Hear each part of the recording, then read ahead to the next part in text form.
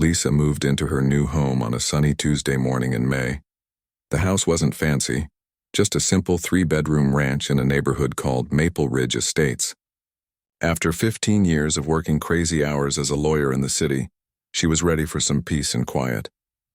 The moving truck pulled away around noon, and Lisa stood in her driveway taking in the tree-lined street and perfectly manicured lawns.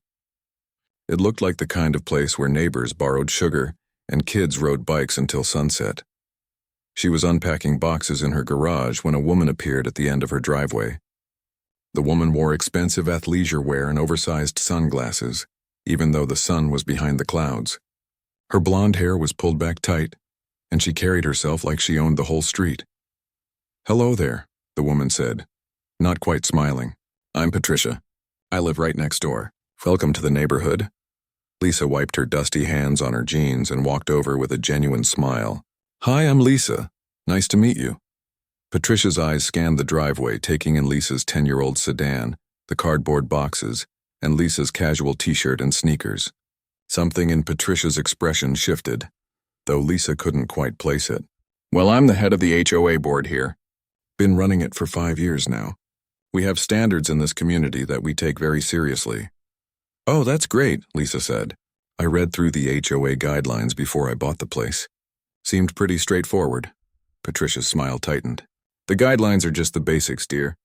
There's a lot more to being a good neighbor here. I'll be keeping an eye out to help you adjust." The way she said keeping an eye out didn't sound helpful at all. Over the next few days, Lisa settled into her new home. She'd wake up early, go for a run, and spend the day organizing her space. In the evenings, she'd work in her small garden, planting tomatoes and herbs. It was simple and peaceful, exactly what she needed. What Lisa didn't advertise to anyone was that she'd been practicing karate since she was 12 years old. She held a 4th-degree black belt in Shotokan, taught classes on weekends, and had competed nationally in her 20s. But after years of aggressive courtroom battles, she'd learned to find strength in quietness. She didn't need to announce her skills to feel confident. The first note appeared on her mailbox 4 days after she moved in. It was typed and printed, not handwritten. "Your trash bins are extending beyond your property line by approximately 3 inches. Please correct this immediately to comply with HOA regulations. Violations may result in fines." HOA board. Lisa measured her bins. They were barely touching the property marker, but she moved them back anyway. Not worth the hassle, she thought. 2 days later, another note. "Your mailbox color does not match approved community standards. Please repaint to match neighboring homes within 14 days. Lisa looked at her mailbox. It was black, same as 3 other mailboxes on the street. She checked the HOA guidelines. Nowhere did it specify mailbox colors. Still, she bought paint and changed it to match Patricia's bronze one. Pick your battles, she told herself. Then came the garden gnome incident. Lisa had placed a small ceramic gnome near her flowers, a housewarming gift from her sister. It was maybe 8 inches tall, cheerful and harmless. She came home from grocery shopping to find another note, this time stuck to her front door. Decorative lawn ornaments require HOA approval. Your gnome violates aesthetic guidelines section 7.3. Remove within 48 hours or face a $150 fine. Lisa pulled out her HOA packet and read, section 7.3. It mentioned excessive or inappropriate lawn decorations but gave no definition of excessive. One gnome seemed reasonable. She walked next door and knocked on Patricia's door. Patricia answered, looking annoyed at the interruption. "Yes?" "Hi, Patricia, I got this note about my garden gnome. I checked the guidelines and I'm not sure it really violates anything. It's pretty small and—" "The board decides what's appropriate," Patricia cut her off. "And I'm the board president. If I say it's inappropriate, it's inappropriate. You can appeal at next month's meeting if you want to waste everyone's time." Lisa felt her jaw tighten, but she kept her voice level. "Okay, I'll remove it." "No problem." "Good," Patricia said, already closing the door. "Glad we understand each other." Lisa moved the gnome to her backyard. It wasn't worth fighting over a ceramic decoration, but as she walked back to her house, she noticed an elderly man watching from across the street.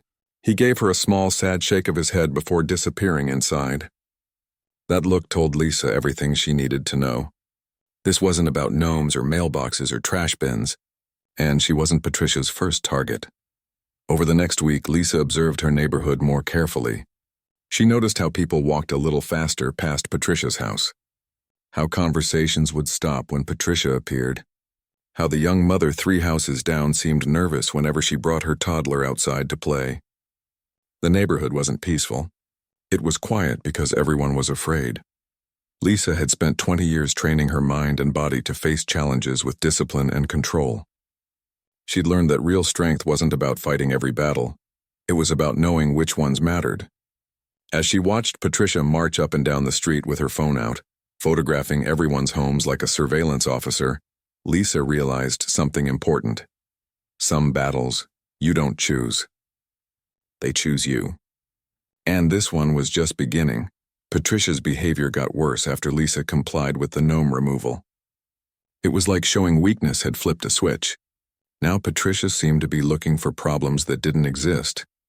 Lisa would come home from her morning run to find Patricia standing at the property line with her phone, taking pictures of Lisa's house from different angles, not even trying to hide it, just standing there in her expensive workout clothes, documenting everything like she was building a case for court.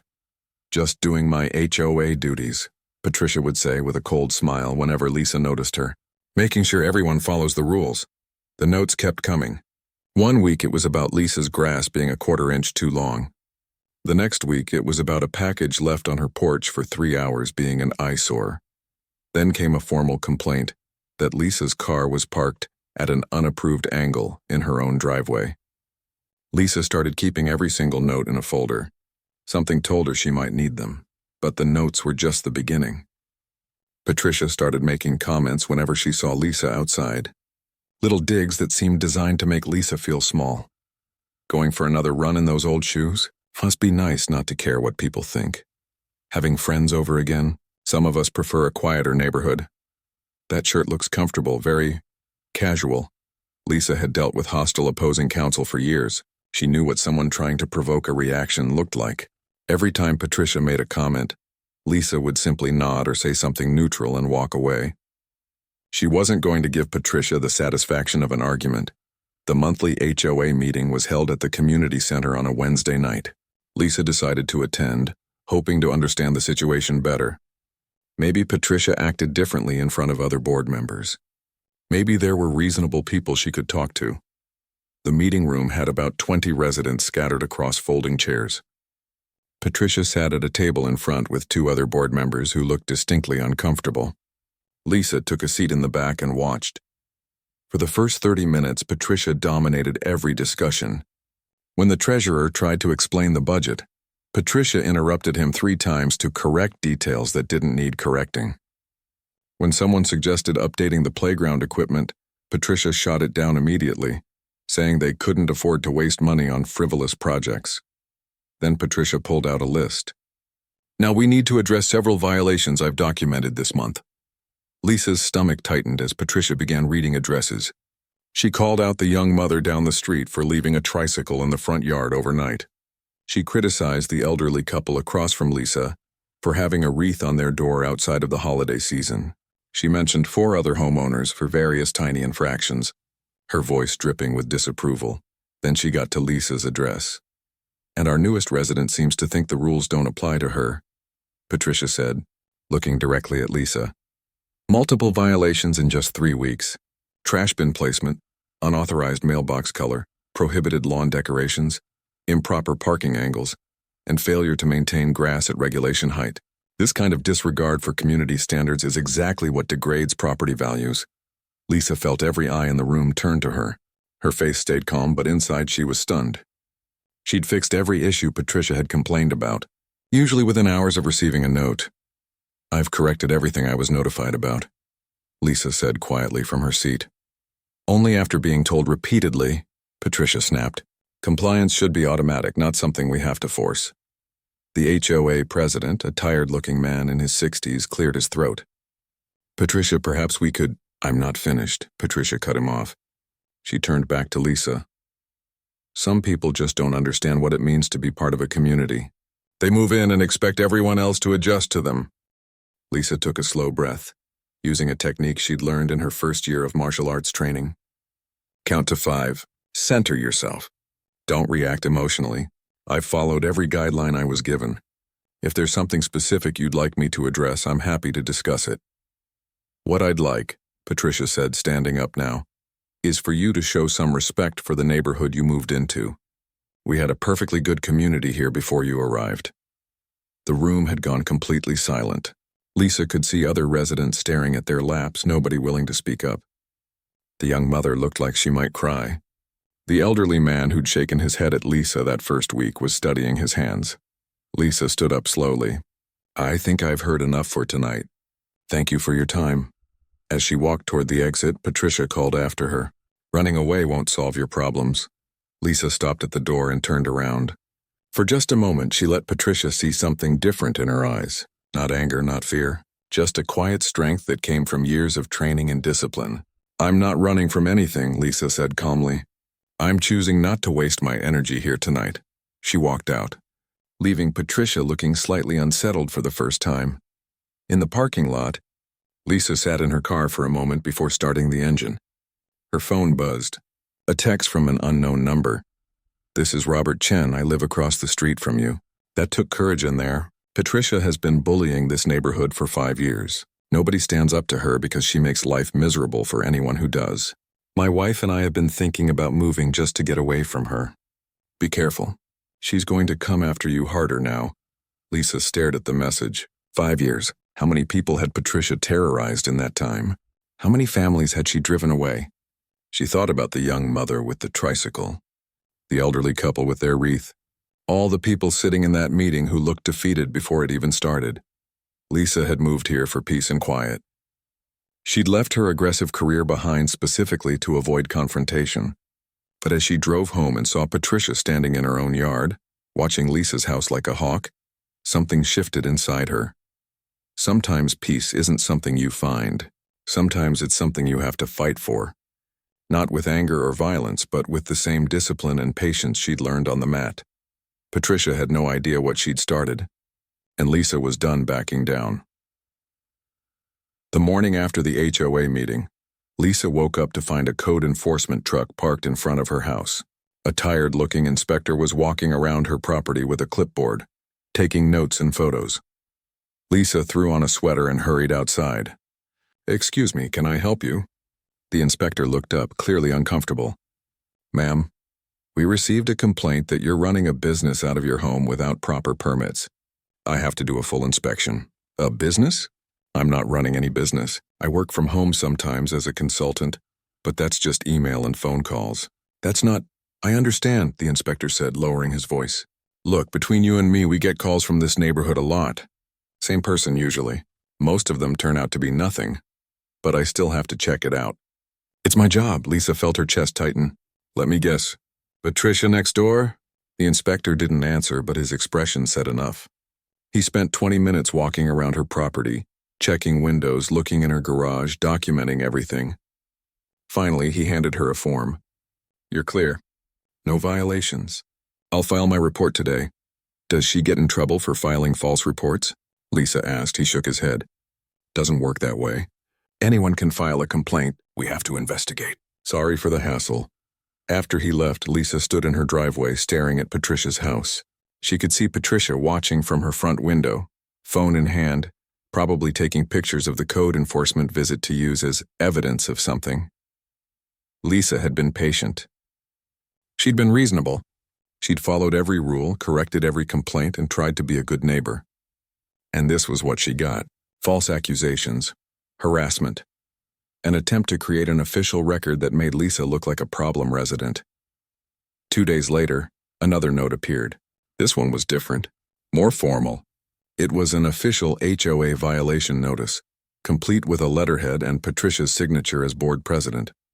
Notice of major violation, unapproved outdoor furniture installation. Your recently added patio furniture set does not match approved color schemes as outlined in architectural guidelines. Section 12.4. You have 7 days to remove or replace with approved colors. Beige, tan, or gray only. Failure to comply will result in a $250 fine and potential legal action. Lisa looked at her small patio set. She'd bought it 3 days ago.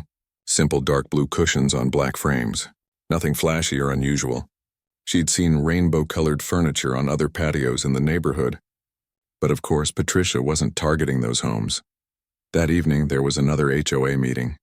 An emergency one, according to the email that went out. Lisa almost didn't go. What was the point? But something Robert's text had said stuck with her. 5 years of this. How many more years would Patricia be allowed to terrorize people? The community center was more crowded this time. Word had spread. Lisa took the same seat in the back and waited. Patricia started the meeting with her usual control.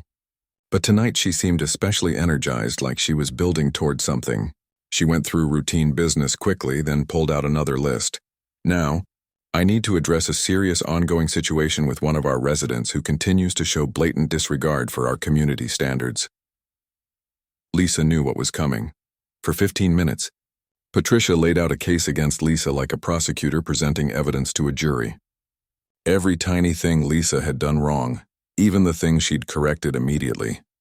Patricia made it sound like Lisa was deliberately trying to destroy the neighborhood.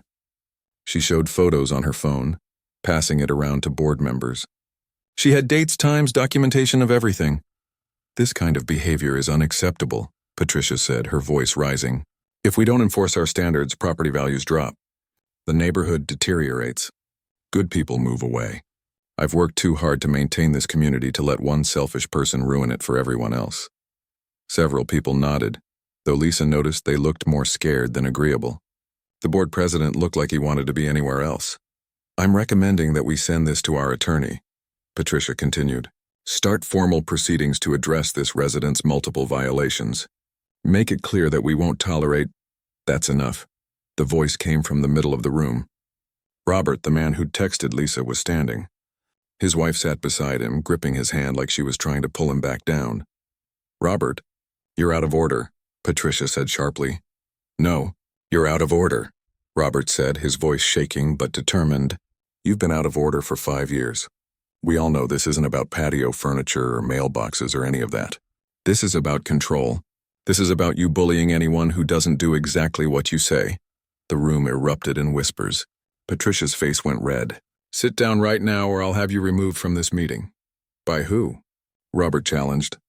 You're not the police, Patricia. You're just a neighbor with too much power and no accountability. How dare you? She's done nothing wrong. This time it was the young mother with the tricycle, standing up near the front. Her voice cracked, but she kept going. I've lived here for 3 years and you've made every single day stressful. You threatened to fine me because my son left his bike on the lawn. He's 4 years old. I'm raising a child alone. And you act like I'm committing crimes because I'm not perfect. Now more people were murmuring. The energy in the room had shifted. Patricia pointed at Lisa. This is her fault. She's turning you all against me. Can't you see what she's doing? She hasn't done anything, the elderly woman across from Lisa said quietly. She's been nothing but kind to us. You're the one who told us we couldn't have a wreath on our door because it wasn't Christmas anymore. It was my mother's wreath. She passed away last year. It's all I have left of her. Patricia looked around the room, realizing she was losing control. Fine. You want to take her side? Then you can all deal with the consequences when this neighborhood falls apart. She grabbed her purse and phone, glaring at the board president. This meeting is over. Actually, the president said, finding his voice for the first time. I think we need to talk about your role on this board, Patricia. This has gone on long enough. Patricia's mouth dropped open. You wouldn't dare. We're calling a vote next month, he said firmly.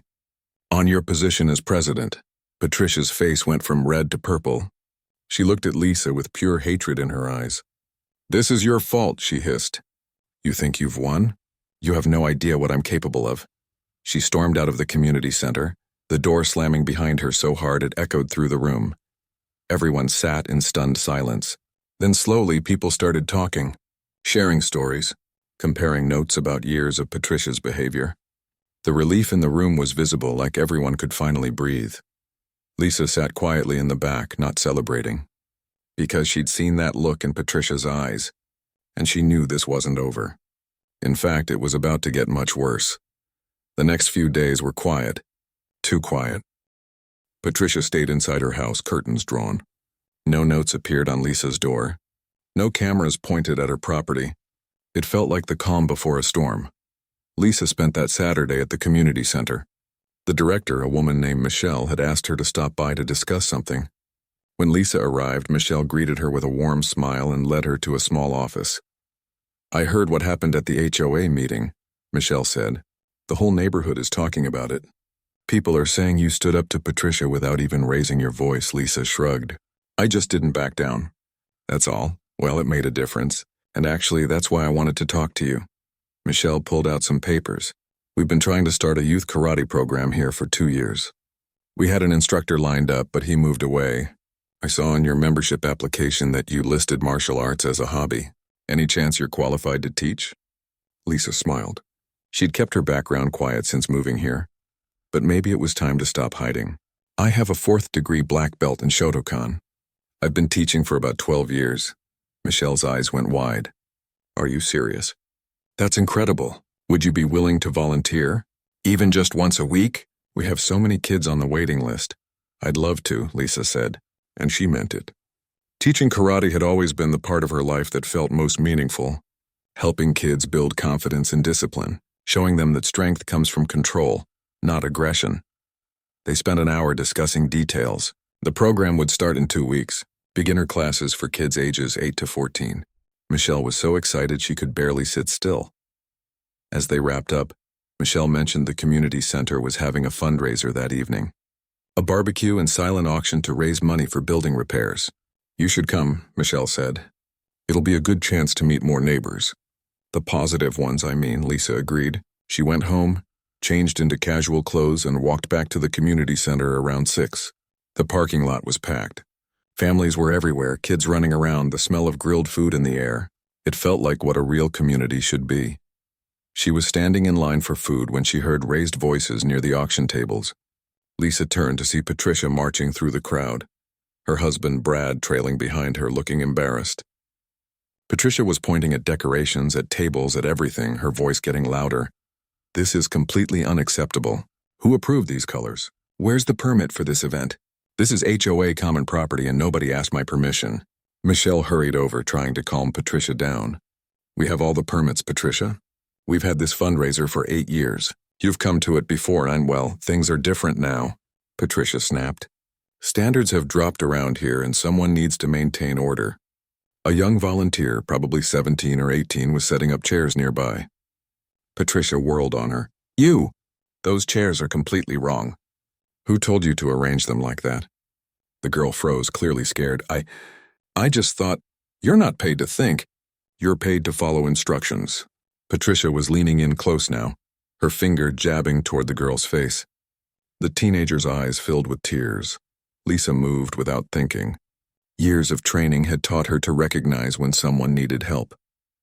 She stepped between Patricia and the girl, her voice calm but firm.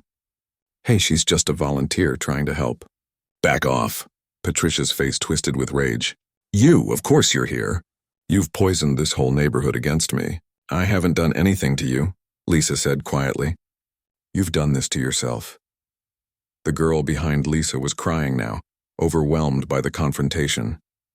An older woman, probably her grandmother, rushed over to comfort her. People were stopping to watch. Brad put his hand on Patricia's shoulder. "Honey, let's just go. This isn't worth it." Patricia shook him off. "No, I'm not leaving. Everyone needs to understand that there are rules. Standards. You can't just do whatever you want."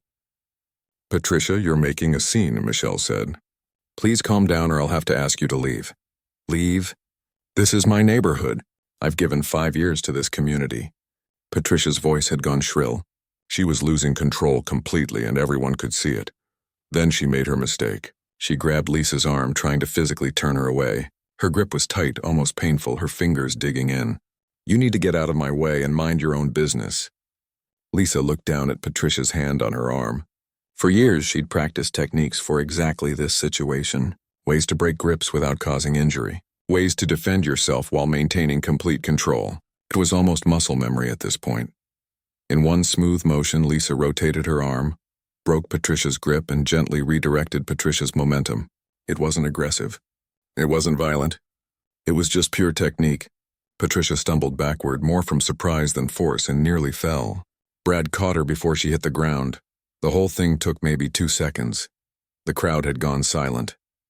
Patricia stood there, held up by her husband, staring at Lisa with shock and fury. She'd expected Lisa to just take it, to stand there and be grabbed and pushed around like everyone else had for 5 years. "Don't put your hands on me," Lisa said quietly. Her voice was steady, but there was steel in it. "Not ever again."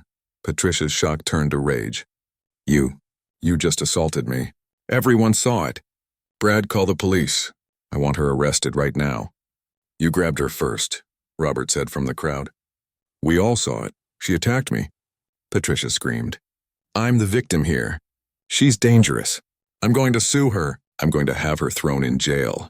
I'm going to make sure she loses everything." Brad was trying to calm his wife down, but Patricia was beyond reasoning. She pulled out her phone, dialing with shaking hands. "I'm calling the police right now." "You're going to pay for this." Michelle stepped forward. "Patricia, we have security cameras all over this area. They recorded everything. You grabbed her." She defended herself. "That's it?" Patricia looked around wildly, seeing cameras mounted on the building corners. For the first time, fear flickered across her face. But she was too far gone to back down. "I don't care. She hurt me. Everyone here is a witness." "We're witnesses that you started it," the elderly man said. Others in the crowd nodded. Patricia stood there, phone in hand, breathing hard. Brad whispered something to her, probably telling her this was a bad idea. But Patricia's pride wouldn't let her walk away. She finished dialing and put the phone to her ear. "Yes, I need to report an assault," she said, her voice shaking with anger. "Someone attacked me at the community center. I need an officer here immediately." Lisa stood perfectly still, her heart rate barely elevated despite what had just happened. Years of training had taught her to stay calm in confrontation. She hadn't done anything wrong. She'd defended herself appropriately. The cameras would show that. But as she watched Patricia give details to the dispatcher, watched her point at Lisa with hatred in her eyes, Lisa knew this was far from over. Patricia had gone too far to back down now. And tomorrow, when Patricia saw that security footage, when she realized how badly she'd miscalculated, things were going to change. The question was whether Patricia would finally give up, or whether losing would make her even more dangerous. 2 police officers arrived at the community center within 15 minutes. Patricia rushed over to them immediately, talking fast and pointing at Lisa. Brad stood behind her, looking like he wanted to disappear. "That woman attacked me," Patricia said, her voice still shaking with anger. "I was trying to help organize this event and she physically assaulted me for no reason. I want to press charges." The older officer, whose name tag read Morrison, pulled out a notepad. "Okay, let's start from the beginning. What exactly happened?" Patricia launched into her version of events. In her telling, she'd simply been doing her job as HOA president, trying to maintain standards at the fundraiser. Lisa had become aggressive and hostile, then grabbed Patricia and threw her to the ground. "She could have seriously injured me," Patricia said. "I'm lucky my husband was there to catch me." Officer Morrison looked at Lisa. "Ma'am, do you want to tell me your side?" Lisa spoke calmly, keeping her voice level. She grabbed my arm first. I removed her hand and stepped back. "That's all that happened. There are security cameras that recorded everything." "She's lying," Patricia said. "She attacked me." The younger officer had been talking to people in the crowd. He came back and spoke quietly to Morrison. "Sir, multiple witnesses are saying the other woman grabbed first. They all agree on that part." Patricia's face went pale, then red. "They're lying too. They're all against me because she's turned them against me." Michelle, the community center director, approached with a tablet. "Officers, I have the security footage pulled up if you'd like to see it." Morrison nodded. "Yes, please." They all gathered around the tablet. Michelle pressed play. The angle was perfect, showing everything clearly. Patricia marching up to the young volunteer, getting aggressive, pointing her finger.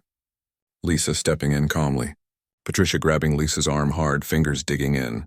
Then Lisa's smooth, controlled movement breaking the grip and redirecting Patricia's momentum. Patricia stumbling back into Brad's arms. The footage played twice. Patricia watched it with growing horror, realizing what everyone else was seeing. She hadn't just touched Lisa, she'd grabbed her aggressively, and Lisa's response had been purely defensive. "That's not—" "I didn't," Patricia stammered. "She made it look worse than it was." Officer Morrison turned to her. "Ma'am, this footage clearly shows you initiating physical contact. The other woman defended herself using minimal force. There's no assault here on her part. But she hurt me. Patricia's voice was getting desperate now. Did she injure you? Morrison asked. Do you need medical attention? Patricia opened her mouth, then closed it. She had no injuries. No bruises, nothing. No, but she could have. Ma'am, I understand you're upset, but filing a false police report is a serious matter. From what I can see here, you're the one who initiated unwanted physical contact. Technically, she could press charges against you for battery. The blood drained from Patricia's face. What? No. That's not... I'm the victim here. Lisa spoke up quietly. I'm not pressing charges. I just want to be left alone. Morrison looked at her with respect. That's generous of you. He turned back to Patricia. Ma'am, I strongly suggest you go home and let the situation cool down. You're not going to get the outcome you want here tonight. Patricia looked around wildly, at the officers who weren't helping her, at the crowd that had witnessed everything, at Brad, who was tugging her arm, trying to get her to leave, at Michelle, who was still holding the tablet with the damning footage. This isn't over, Patricia said, but her voice had lost its power. She sounded defeated. I have lawyers. I have connections. You'll all regret this. But everyone could see those were just empty words now. The fight had gone out of her. Brad finally managed to guide her away toward their car. As they left, people in the crowd started talking in hushed voices. The whole neighborhood had just watched Patricia's lies unravel in real time. Over the next few days, that security footage made its way through every neighborhood group chat and email chain. People couldn't stop talking about it. For years, they'd been afraid of Patricia because they thought she had real power, but watching her try to lie to the police and get caught on camera broke that fear. They realized she was just a bully who'd been allowed to operate unchecked for too long. An emergency HOA meeting was called for the following Thursday. This time, nearly every homeowner in the neighborhood showed up. The community center was standing room only. The board president didn't waste time. We're here tonight to vote on Patricia's position as board president and as a board member. Before we vote, does anyone want to speak? Hands shot up all over the room. One by one, people stood and shared their stories. The young mother talked about the anxiety Patricia had caused her. Robert's wife described how they'd been planning to move just to escape the harassment. The elderly couple explained about the wreath that meant so much to them. Others shared similar experiences going back years. Patricia sat in the front row, arms crossed, face like stone. Brad sat beside her, staring at his hands. When it came time to vote, it wasn't even close. Patricia was removed from her position by a margin of 43-2. Even some people who'd been neutral couldn't support her after everything that had come out. She stood up without a word and walked out. Brad followed her, apologizing quietly to people as he passed. 2 weeks later, Lisa taught her first karate class at the community center. 15 kids showed up, eager and nervous. Among them was the teenage girl from the fundraiser, the one Patricia had yelled at. I want to learn how to be strong like you, the girl said shyly. You weren't mean or aggressive, but you didn't let her hurt you either. I want to be like that. Lisa smiled. That's what martial arts is really about. Not fighting. It's about confidence and control.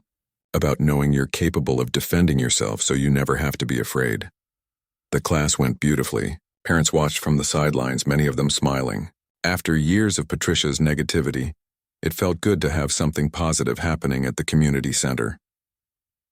That evening, as Lisa walked home, she passed Patricia's house. There was a for sale sign in the front yard. She'd heard through the neighborhood grapevine that Patricia and Brad were moving to another state. A fresh start, supposedly. Lisa didn't feel victorious or happy about it. She just felt relieved. The neighborhood could finally be what it was supposed to be. A community where people looked out for each other instead of tearing each other down. When she got home, she saw something that made her smile. Her garden gnome was back in the front yard, not because she'd put it there, but because Robert had brought it from her backyard and set it up with a little sign. Welcome home. Around it, other neighbors had added their own gnomes. 5 of them total in a little circle, a quiet rebellion, a way of saying that the rules weren't more important than kindness. Lisa sat on her porch that evening watching the sun set over Maple Ridge Estates. Kids rode bikes in the street. Neighbors chatted across property lines. Someone was grilling in their backyard, and the smell drifted through the warm air. This was what she'd moved here for. Peace, community, home, and she'd had to fight for it, not with fists, but with patience and discipline and the quiet strength that came from knowing who she was.